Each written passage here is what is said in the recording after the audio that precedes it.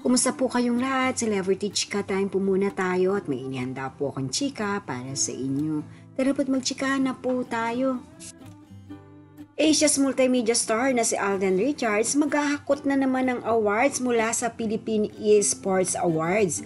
Yes, mga maka-celebrity chika time, yan po ang ichichika ko sa inyo na lubos rin pong usap-usapan sa social media ng mga netizens, lalong-lalo na nga po ng mga followers at supporters ni Alden.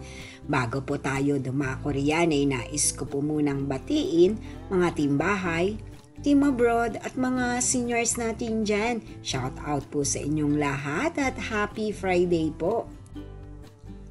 Ibinahagi nga po ng Philippine Sports Awards sa kanilang social media account na nominee si Alden Richards bilang 2023 Esports and Gaming Positive Influencer of the Year. Abay, talaga naman nga pong namamayagpag si Alden, hindi lamang pagdating sa aktingan, maging pati na rin po sa mga online gaming.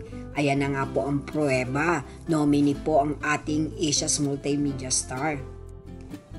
At maging pati rin nga po ang Myriad Corporation na bagong negosyo po ni Alden ay nominee din po para sa 2023 Sports Event of the Year Award. O diba?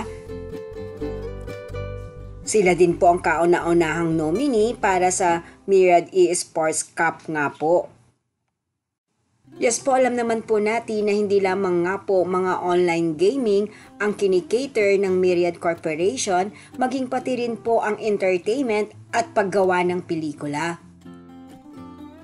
Kaya naman po abangan na lamang po natin ang kanilang pinaka-awarding night na kung saan nga po ang Myriad Esports na ginanap nung nakaraang taon ay nominee sa Philippine Esports Award.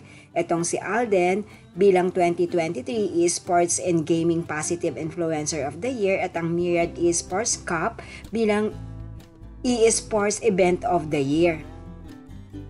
Yan po ang aking chika days for today. Salamat po sa inyong panunood. Huwag po kalimutang mag-subscribe. Pwede po mag-comment sa ibaba.